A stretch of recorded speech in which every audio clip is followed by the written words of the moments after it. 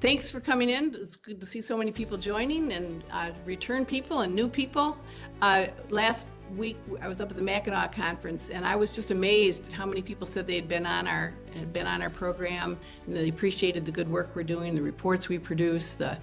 We have people all over the place working. It's almost like they can't go someplace without seeing a Michigan Fair election or a PIME Pure Integrity Michigan election person. So kudos to everybody on this call. We were going to lead off with Mike Murphy, but I'm not seeing that he's here. If he is, just alert me because I know he's planning to come. So what I'd like to do though is skip to our next person, which is Patty McMurray. And for those of you who've been following the Gateway Pundit, there is some enormous, ginormous information coming out that Patty has been leading the charge on. So I asked Patty, in case you don't know her, she's like the central figure at the Gateway Pundit, working directly with Jim Hoft, who is the publisher.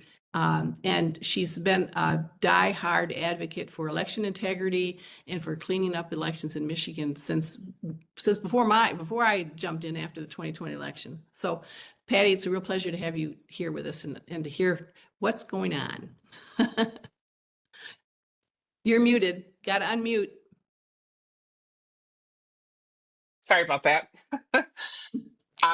Yeah, and thank you for having me. It's a real pleasure to be here because, as you know, Patrice, I respect you and your organization so much. You do so many good things. You're so well respected by people that know your work. So I really appreciate you inviting me, and I'd love to be affiliated with your group in any way that I can. So, and which is exactly why I asked you to be one of the key figures in this investigation. I wanted to just kind of explain how our latest story came about.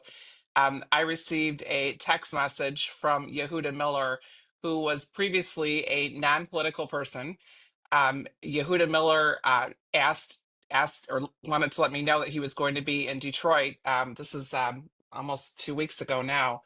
And he was going to be picking up some FOIA information. I met Yehuda several years ago when he began FOIAing information from different states, swing states, about the 2020 election. Yehuda is just an incredible individual and a testament to the power of one. So for anybody who's watching and thinks that that one person can't make a difference, Yehuda is a perfect example of how one person can make an unbelievable difference.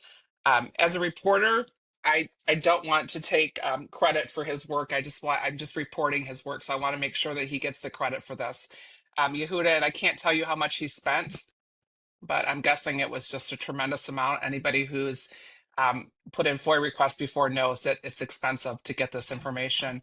And what Yehuda did is he came to the city of Detroit before the federal and state election requirements for destroying material was expired, and he applied for this information, for all the information really from the 2020 elections in Detroit. And initially he was denied that information, and he found a great FOIA attorney, Thomas Lambert, who I think some of you are familiar with on this call, who helped him. We have 2 cases with him right now. Bless his heart. Okay, yeah, perfect. So you're familiar with him and his good work. Yeah. He was very excited that Thomas was willing to take on his case. Thomas did successfully fight the refusal of the FOIA information that should have been public information. That there shouldn't have been a fight involved, but he did hire an attorney, successfully won in a settlement. And because of the settlement, Yehuda was able to obtain several documents, almost 1 million documents. He had to bring a U-Haul from New Jersey to pick up the documents. I'm going to go through. I've got the FOIA here and just kind of read what he has obtained from the city of Detroit, which include scanned precinct ballots. And I want to make sure that everybody understands that these are not ballot images. These are actual copies of the ballots. All these materials were hand copied by election officials in the city of Detroit. And I'm going to be actually speaking with Yehuda this afternoon, and we're going to put together a timeline of when he asked for these materials and kind of what transpired, and then show some actual videos and photos of the election workers in Detroit putting this material together. So it's really interesting. I did get to see some of the videos when I met with him the night that he picked up all these materials, and it was stunning to me to watch these election officials copying this massive amount of data for him.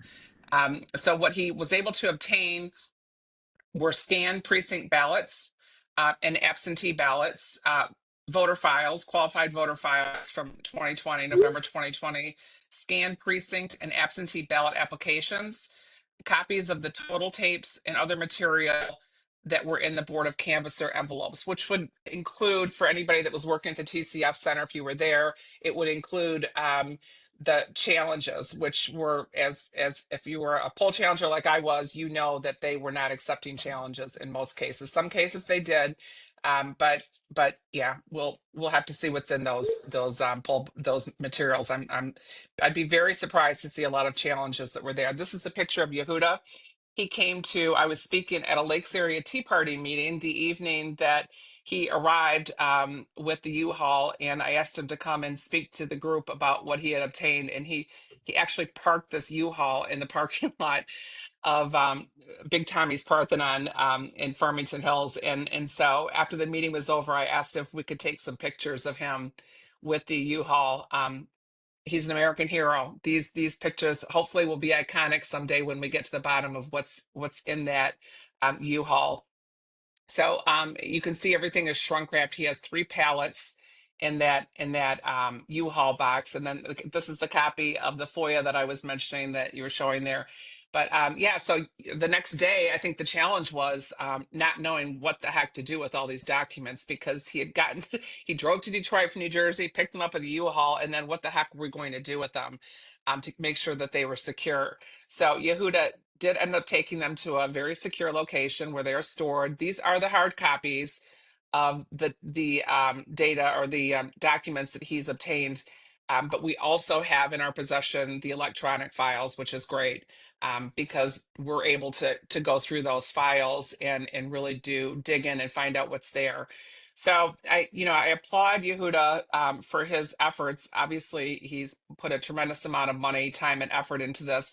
And he did what nobody really in Michigan was able to successfully do, which was to get their hands on those Detroit records. And I think that it's important also to remind people that Michigan is a large state.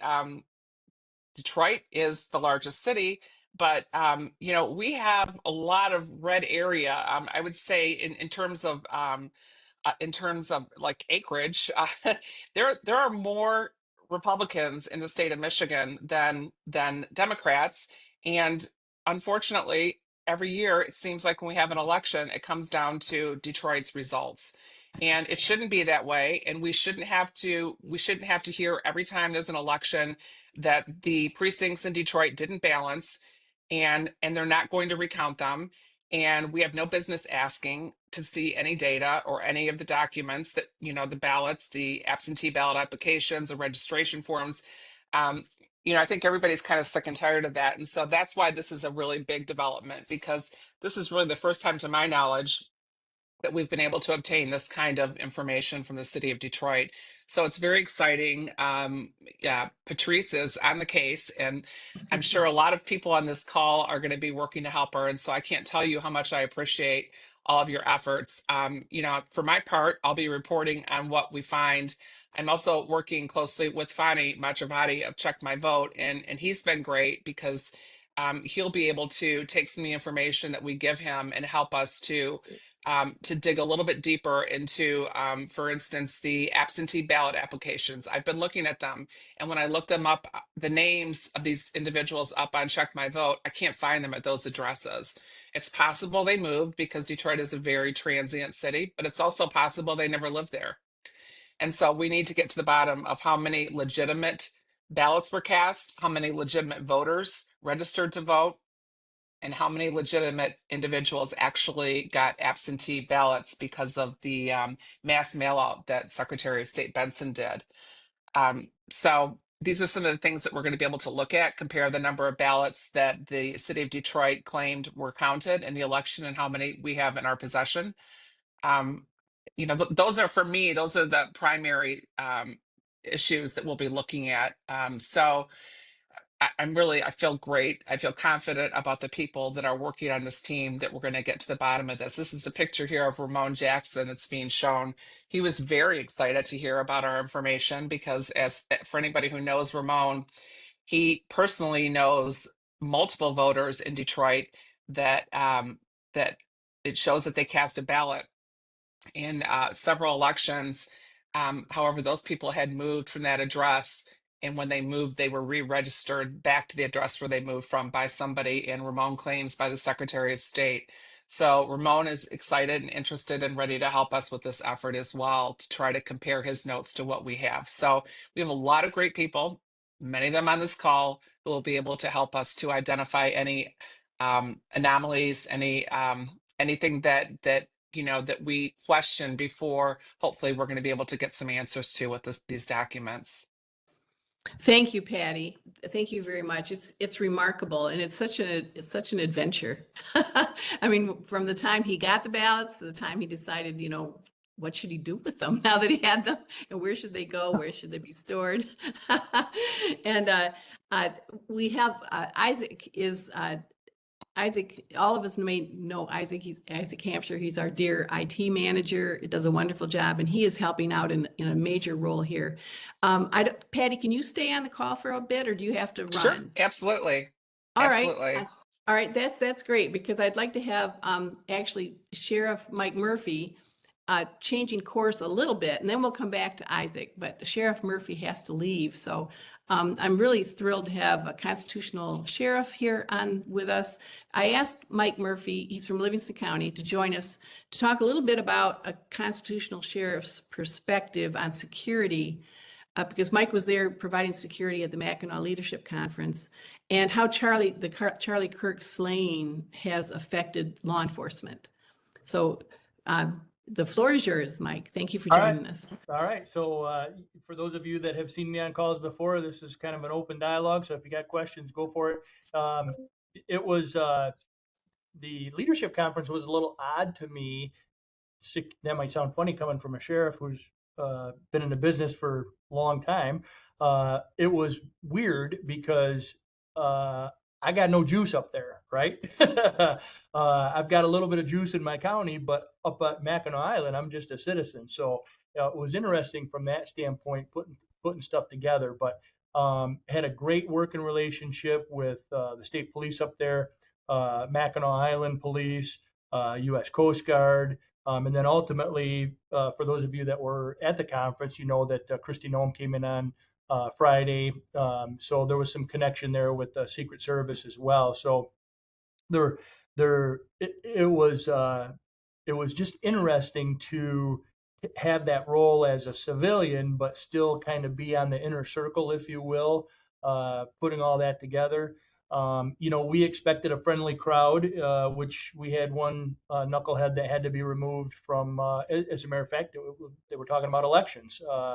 And he wanted to retort what the panel was talking about. And again, for those that were on the island, this was they had the speakers listed out, but there was not really interaction. It was just information being presented as opposed to dialogue, question, answer type thing. So he tried to interject himself a few times, but we got him out of there. Fortunately, that was the only incident. But I will tell you that that concern, one of the concerns with that as well, and tying in with the Charlie Kirk and just gatherings in general. So I know that there's a lot of conservative folks on this panel or on this WebEx, which I appreciate. There's a lot of folks, I'm sure, that have concealed carry. But the discussion specifically at the at the leadership conference was, how do we get that message out that we would really prefer people did not carry guns into the area where Christie was and the speakers were. And that might sound a little bit funny, but here's the reality of that, right? So we don't know who the good guys are if they've not been identified. So again, we expect it's going to be a friendly group, but let's just say, for example, something went a little bit sideways, and you've got 50 out of 300 people that are carrying guns, and somebody pulls one out, then pretty soon everybody else is pulling one out. Who are the good guys and who are the bad guys, right? And if somebody does take a shot, so the concern for law enforcement, specifically during Noam's time there, but let's face it, the Secret Service is going to shoot first and ask questions later. That's just their job, is to protect, right? So that's a concern, and I dovetail that into the Charlie Kirk large gathering areas, not just specific to him, but when there's a large crowd, that presents a problem for law enforcement. And frankly, we've not figured out how to deal with that, honestly. Now, I will tell you this, again, being conservative folks on this, there might be some that have a very bad opinion of drones, government overreach and all that type of thing. I will tell you that they have become an integral part of providing security for large events, frankly. So we flew drones when Trump was here back in August. We flew drones when J.D. Vance was here just last week. And if you think about that, if when the incident with Trump happened last year in Pennsylvania, had they had drones up, that could have been prevented. If you think about the Charlie Kirk assassination, that could have been prevented as well if there were drones up. So we use them pretty regular, and again, that has become a kind of a integral part of our security, because they can be up and away, but yet we can see folks and dial in on them. And it's difficult in a crowd. So, for example, we just had a Luke Bryan concert in our county as well. There's 20,000 people in a hayfield. The drones, we have the technology to be up, a half a mile away, basically, and be able to zoom in. And what that allows us to do as well is it allows us to get help to folks. If there's a fight, if there's a medical event or anything like that, we can actually direct our people in by using the drone, because we can see, hey, there's a sea of people, just keep walking straight. Okay, no, you got to go to your right a little bit, whatever the situation is. So anyways, circling back, the leadership conference went off without a hitch, other than the one knucklehead. Security went very well up there. We had a good group. And again, it was a friendly crowd. One of the advantages to having a conference or anything on the island is it's a little bit expensive, and people have to get there by boat or plane or helicopter. So you don't just have every Tom, Dick, and Harry that's able to drive, park their car and get out, and then they're there at an event. So that helps as well. So sorry about that. I've been rambling. Any questions? I'd be happy to chat. Well, thank you, Sheriff. I'm not seeing any questions, but it was very informative and very helpful. So thank you. I hadn't thought about the effectiveness of drones, and not that anybody really wants them prying into our private lives all the time, but right. I can see how they would have a use. Yeah, that makes sense. We are, I'll just editorialize for half a second too. We are oftentimes our own worst enemy, and I'm talking about cops, because we tend to do whatever we need to do to make things happen and, get the bad guy and all that stuff. And, a lot of the mistrust over years with law enforcement and government in general, but specifically law enforcement, has come from the misuse of things, the tools that we have at our disposal. So we just need to do a much better job of using them, for their intent, finding the autistic kid that wandered away, finding the lost camper that's in the woods and, hypothermia is a potential issue, using it for an overwatch of a large event, those types of things, as opposed to, peering down through somebody's window and trying to figure out what they're writing on a note card or whatever. So if we if we use them the way they're intended to be used and don't abuse that, there's definitely a great advantage to everybody for that. So we just need to police ourselves. Well, thank you. Thank you. And there's a lot of comments in the chat thanking you for all your service too, Sheriff. So thank you for what you're doing. Thank you. Gotta fly. Have a Now, great day, everybody. Thank you. Allison has her hand up. Sorry, almost missed it. Go ahead, Allison. That's okay. Very quickly, do you think that if we were to put laws in place that basically gives you the fences you need to do so that overreach or that suspected overreach isn't available because the law says no, do you think that would help? And do these drones have the capability to collect geofencing data? So not any drones that we have can do geofencing.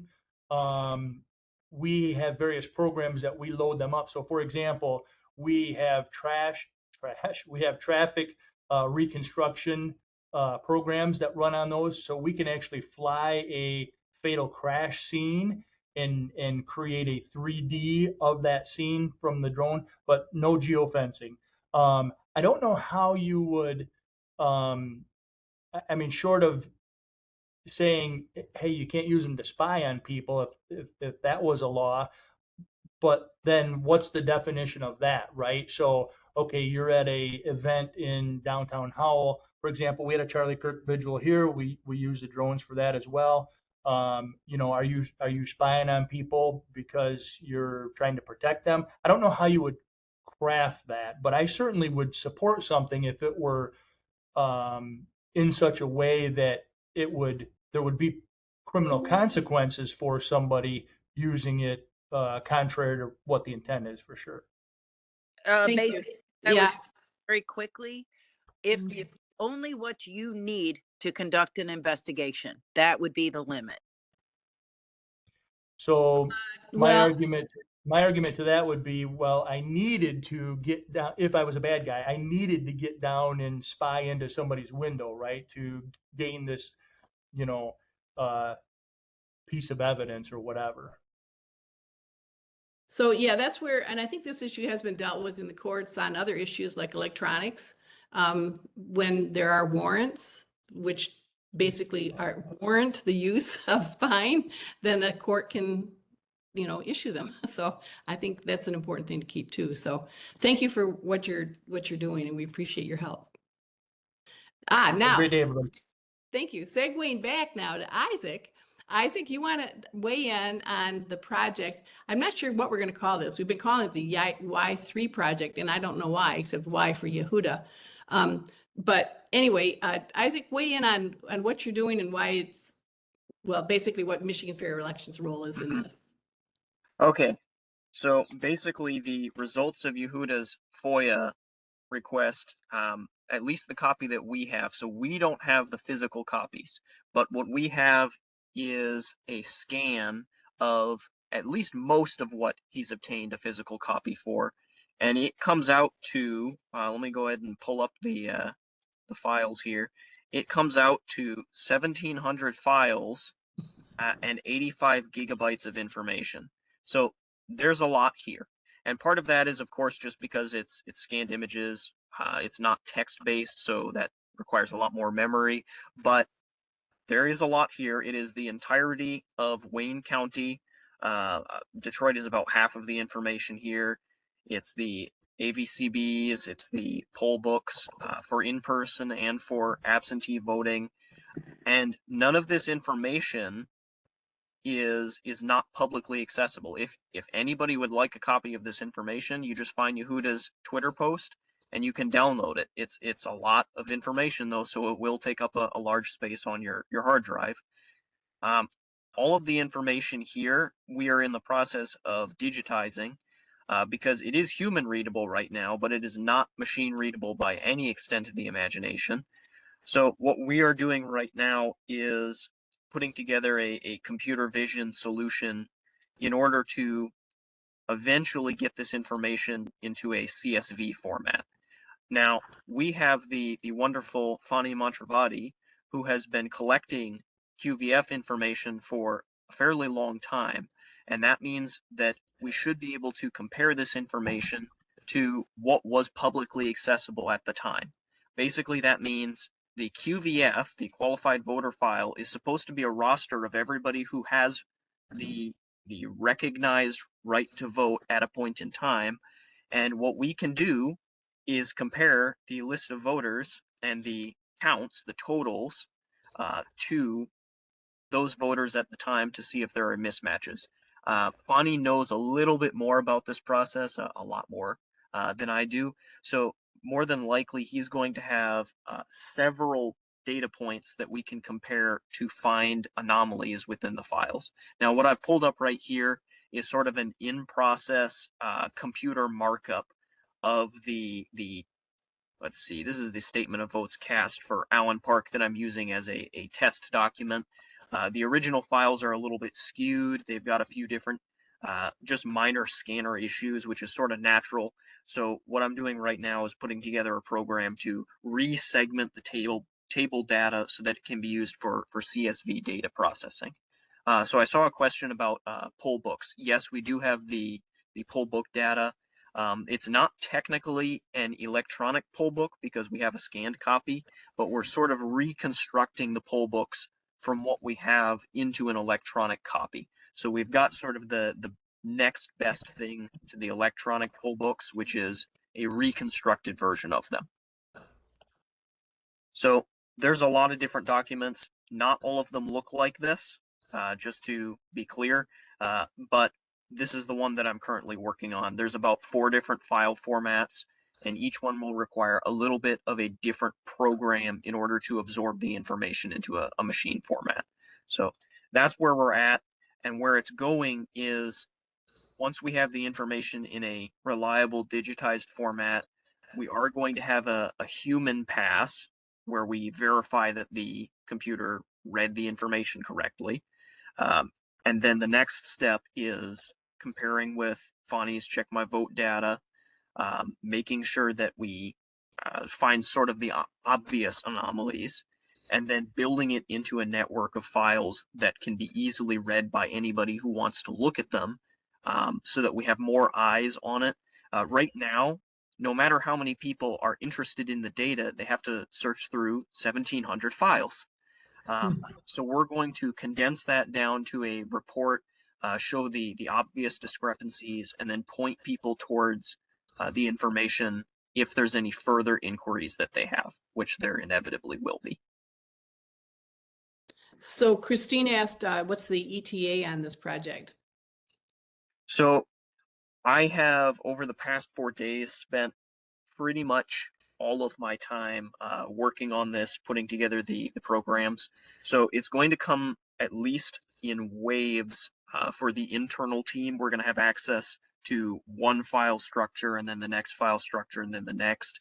And then I can give an ETA on that, which is hopefully a week.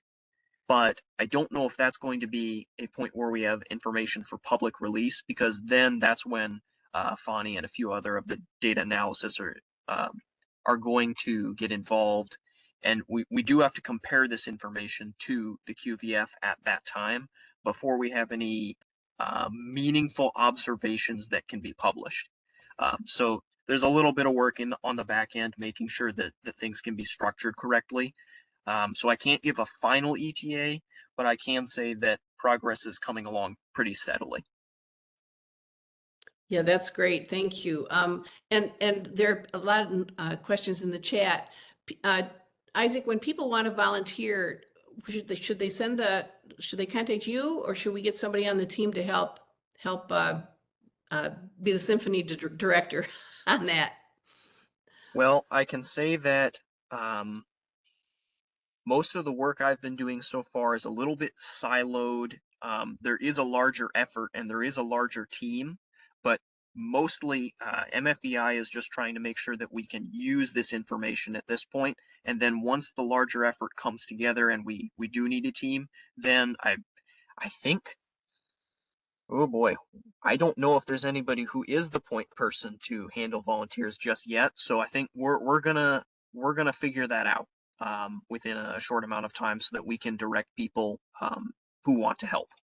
If there's anyone here that would like to help administer, that would be great. I think it'd be to take a burden off Fonnie and off Isaac. So please put your name in the chat if you're interested in helping administer the allocation of volunteers to the various component parts that we'll be having. So thank you. Well, you raised a good point, Patrice, in that we don't know what we need the volunteers' skill set to be.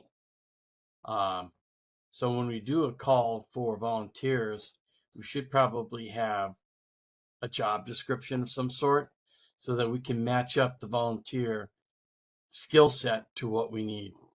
Or if you're interested in volunteering, you can also put in the chat, what you see your skill sets as being that you'd like to help out. So go ahead, Patty. Yeah, I just wanted to mention that since our story came out, I've had just a ton of people asking how they can volunteer. People really want to help, and people that I know that are really smart, people that haven't been really involved in elections before, which is great, right? So these could be people that we just bring into MFE and they, help from this point forward. So I think it's been a great way to bring in people that are interested in helping to go through the data, and then, maybe they'll stick around and help in other ways. But that's a question I had too, is what I do with all these requests, because even people from the Gateway Pundit are messaging and saying, how can I help, from other states? That would be great, because we're going to find, for one thing, as Patty knows, we volunteered that we would help do the final audit on the numbers here and what's found. So we're going to need a lot of people to help throughout the whole process.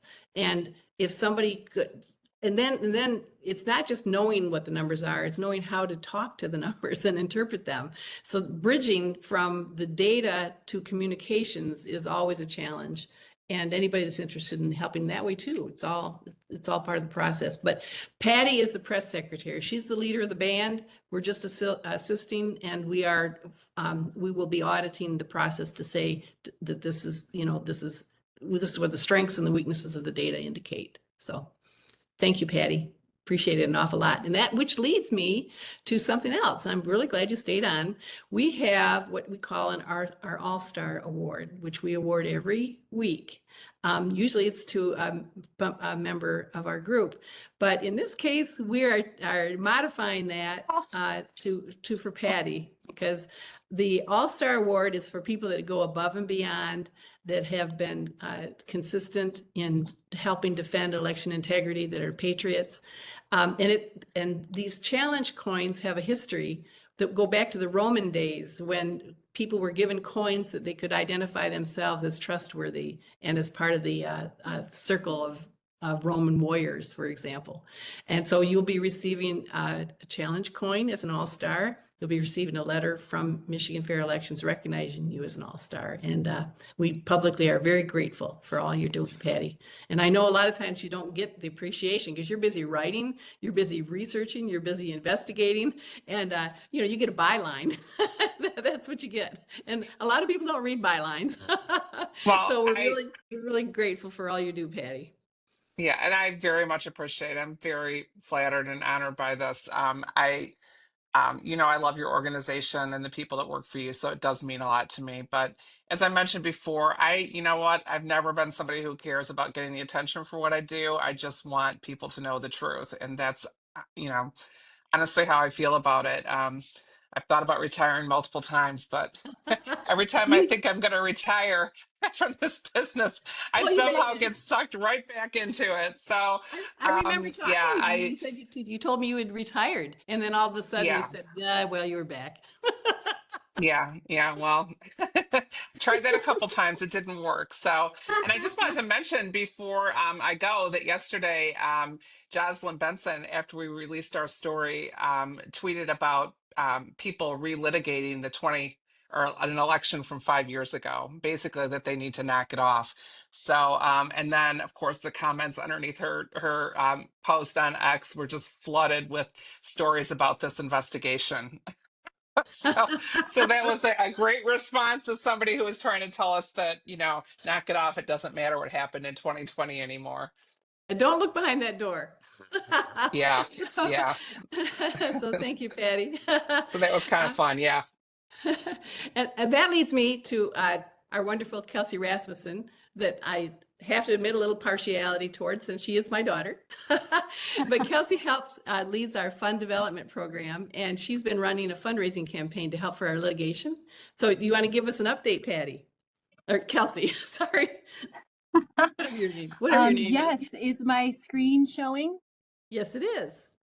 Okay, great. Well, I wanted to just celebrate this 1 month end of summer campaign to raise the $10,000 for the Genesee County FOIA denial request. Was successful at the last minute. I want to give a few shout outs and thank yous, but if you weren't aware of this, big picture, these FOIA cases cost about $10,000, but when we win, that money gets refunded. So hopefully we can pursue multiple government accountability lawsuits with this money. Give you a little bit of information. The most common increment was $50. Donations from folks that were the folks that were contributing in order to have their dollars matched ranged from $15 to $2,500.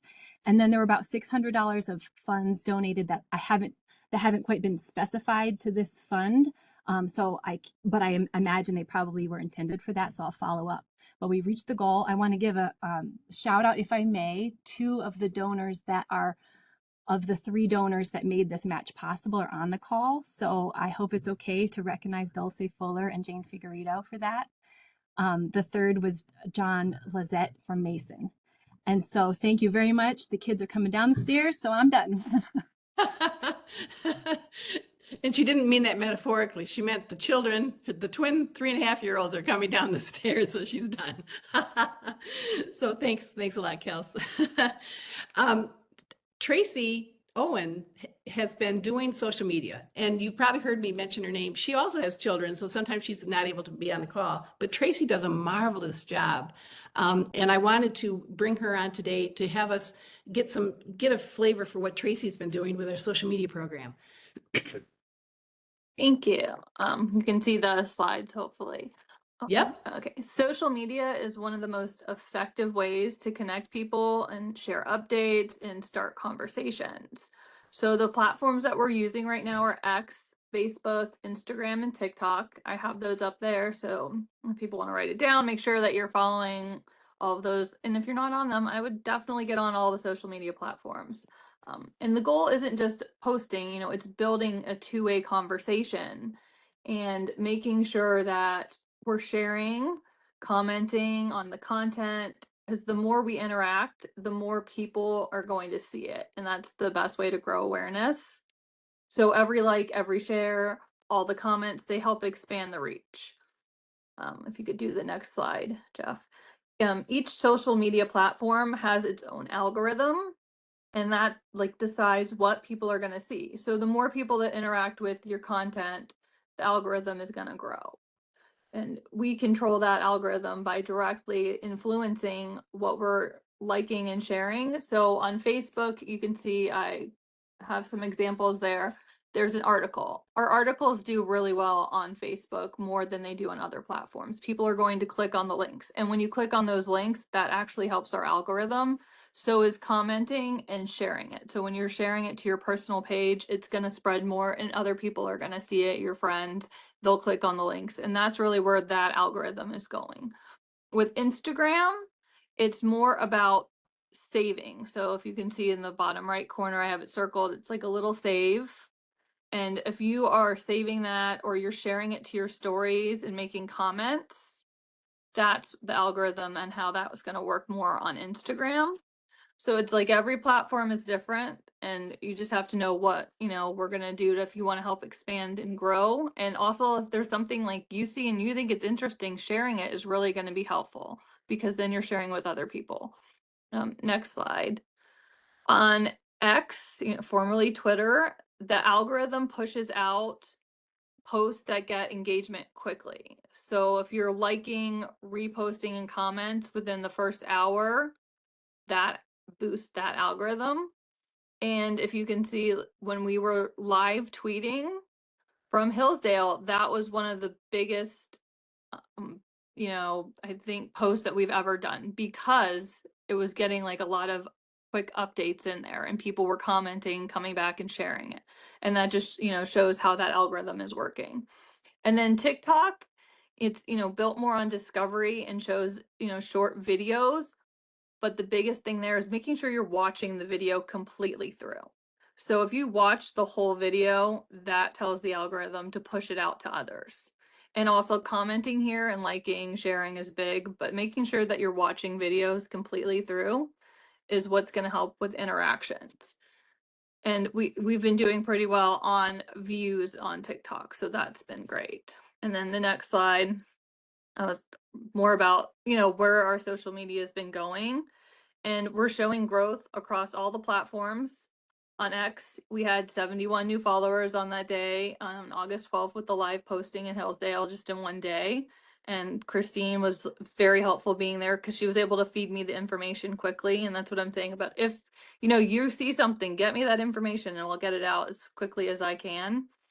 And text messages usually works. On TikTok, the newest platform, so in just over 4 months, we've already had 25,000 video views in the past, 3 months. So that's been great because it's a new platform.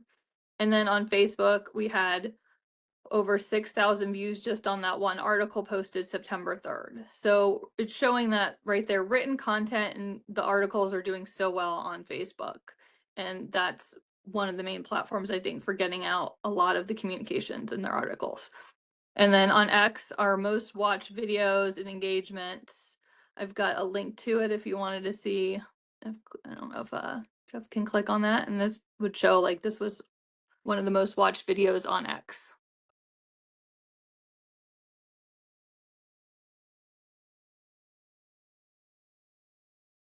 Doesn't appear to be a live link for him. I know I sent it to him, but I don't know if he can get it up. There you go.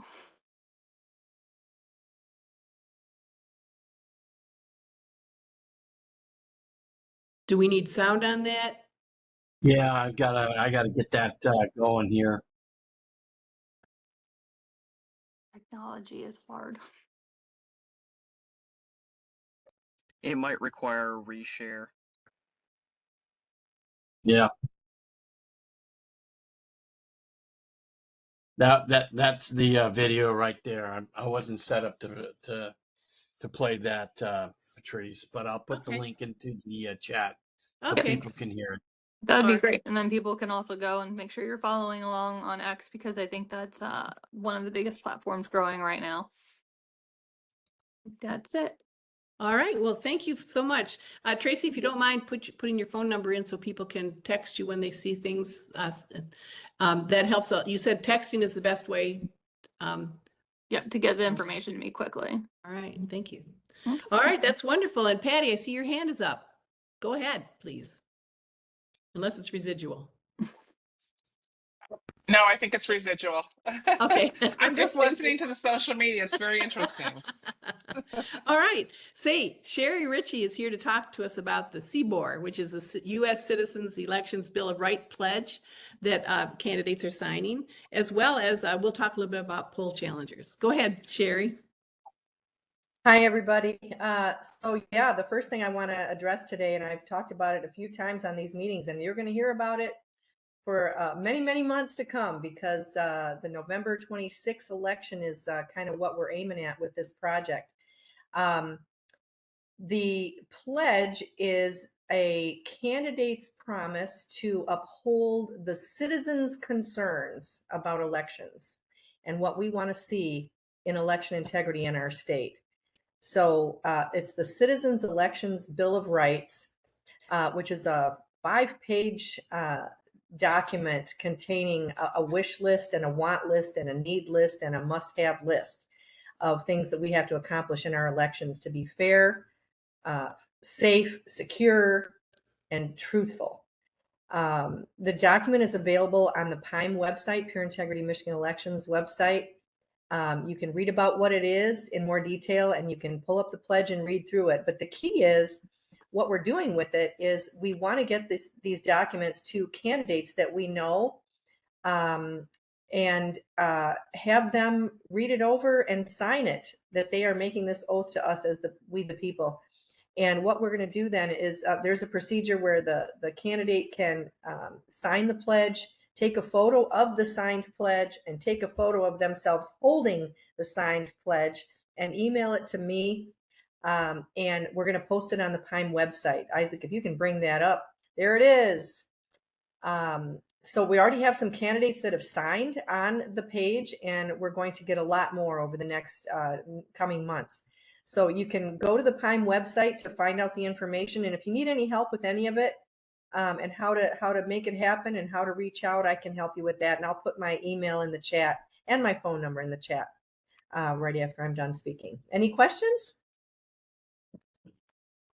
So, all right, thanks. Also, can you show the candidates who've signed there? Is it Jeff or I? Yeah, Jeff.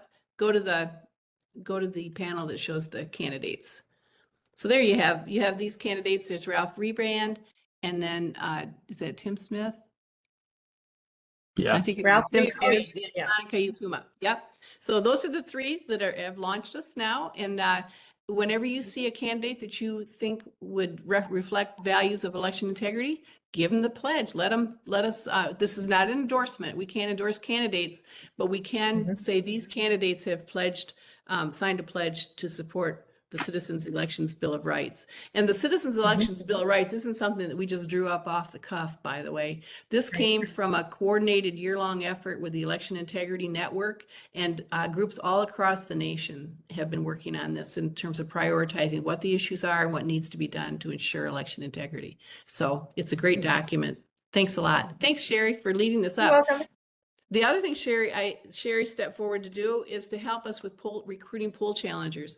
The state doesn't make it easy. We have a 10-day window to recruit, to go into each county office, to present our paperwork, and to have them hopefully approve us to become a credentialing organization to then have pool challengers in areas. And last year we provided 144 pool challengers, mostly in Wayne County area. But this year, Sheree is going to be leading the charge in targeting obviously the largest counties and working down the list in that 10-day period to try to get as many signed as possible. So if you are interested in taking the paperwork into your county, please let us know so we can get you the paperwork. It will save us a lot of time and it will help out.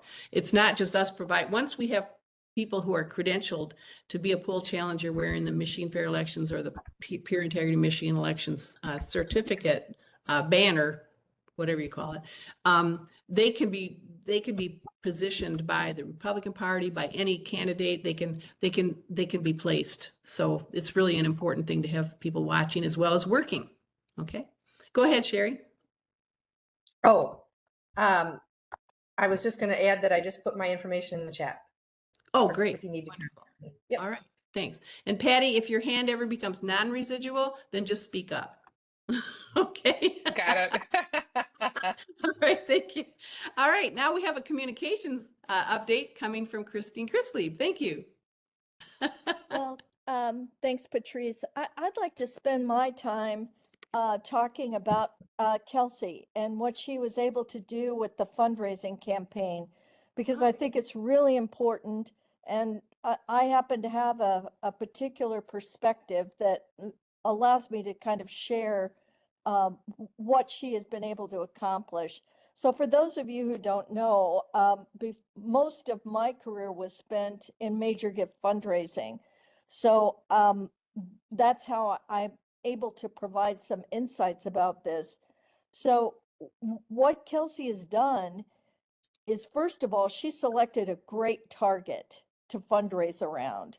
That the legal costs associated with FOIA. And now what our organization has done, because we funded this, we potentially have a revolving loan fund so that when we win a case, we can pay back the fund and use it to initiate yet another case. So it's really a great target to fundraise around. It's a sustainable revolving loan fund for FOIA legal challenges, which is just great. Then the other thing she did was she identified an achievable goal. So it was $10,000. It's modest. No, you know, of course it's modest, but it's achievable for us. She did it in an achievable time frame. She gave herself 30 days to raise that money, and she did it.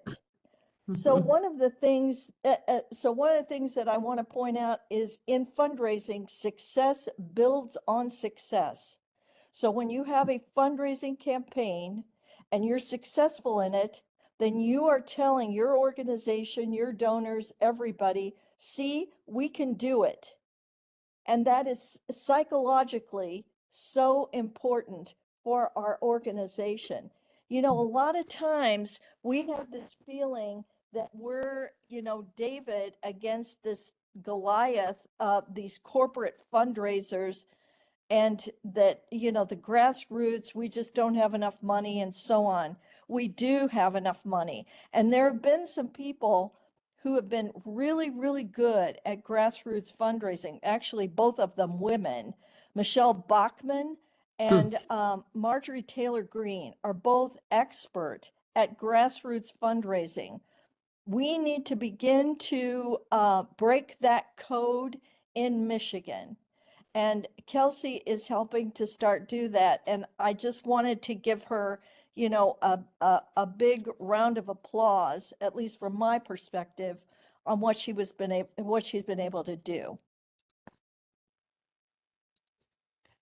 Well, that's really kind. That's really nice of you. And it opened my eyes a lot. I mean, I appreciated her as a daughter and a real bright, you know, she's a geochemist by trade. So this is all new to her, but she's really something when it comes to geology and chemistry. So anyway, she's multifaceted. So thanks everybody. Thanks a lot for Kristine. Alan has really exciting news for us because Alan, as you may know, leads the Clerk Liaison program. And Alan, tell us what you're doing with the Sunlight Award. Well, I basically have nominated a number of clerks around the state for the Sunlight Award, both to recognize their work, following up on what I have been doing independently in terms of duplicate registrations, but also as more or less a kind of a PR activity to extend them, you know, the occasional carrot instead of the stick that watchdog organizations sometimes come to be seen as. So we had done some research. I had presented a list of about 10,000 potential duplicate registrants throughout the state back in April. And I've been emailing the clerks with their portions of those. And I also have identified approximately, I think we got 195 clerks of jurisdictions of greater than 1,000 voters who actually had 0 potential duplicates. That comprises approximately a little less than 20% of the total number of clerks in the state. So we wanted to recognize them as being, you know, vigilant on that account, and then also for those folks who responded to the information that was sent to them with significant improvement. I kind of drew the line at 66%. They also wanted to recognize them as being responsive advocates, and so we have about 252 clerks along those lines. So we're looking forward to, you know, recognizing those clerks, 450 more or less, with the Sunshine Award, so that they know that the MFEI is noticing when they are being very good at their job, as well as when there may be not. Yes, thank you. It is so important that people, we all know how we feel. I mean, we all screw up. Everybody screws up. And it's also good to be recognized when we do something well. So I think this is a really important thing. And Alan is responsible really for helping statewide for us to have clerk liaisons work with the Souls to Rolls program, and they're the people that take the data that the Souls to Rolls team finds, and they go in, they sit with the clerk and they say, you know, we found 4 dead people, and here's a picture of their grave, here's their obituary. Would you please consider checking into taking them off the voter rolls? Or here are duplicates with four people with the same voter IDs. Have you looked into that? So we focus on being right and being polite and being persistent. And Alan is doing a fabulous job of steering the ship so that we make that critical piece of our puzzle work. And that, which leads me, Darlene, I think we're going to move you, if that's all right, to the top of the ticket for next week. Darlene is leading our ranked choice voting effort. She's the chair of that effort, doing a fabulous job. And I just want to take her time, usurp her time, because people need to know that the Secretary of State has issued rule sets that our Joint Committee on Administrative Affairs feels that they can't do anything about. And those rule sets are actually changing law. For example, those rule sets will require the clerks to basically erase the e-poll books 7 days after the certification of elections. Those rule sets will say that any online service that the citizens use to check the voter rolls is unreliable, and the clerks don't have to consider it. And that includes our wonderful Check My Vote system, which gets its data directly from the Secretary of State by FOIA and has been doing it. What Check My Vote does, which is what the Secretary of State's office doesn't do, is Check My Vote makes it accessible to the public. So you can do searches, so you can look at your local community, so you can compare last month to the prior month. You can't do that with the current qualified voter file. This is a service that's provided to the public free, partly under the sponsorship of Michigan Fair Elections, but definitely under the hard work of Fani Montravati in designing this program.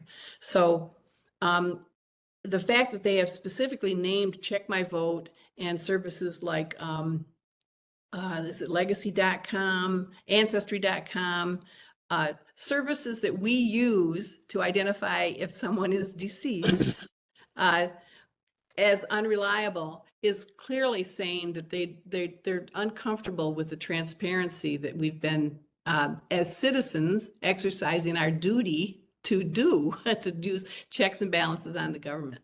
So that's where we are on that. We're not done. We're reaching out to everybody far and wide, federal government, other state officials, and the JCAR committee. So stay tuned on that. We'll keep you posted. And Darlene, thank you so much for all you're doing on the ranked choice voting effort. Darlene is here and there. She's just giving speeches everywhere. So thank you, Darlene. You're welcome. I'm going to put a link into the chat. It is a YouTube video that was created on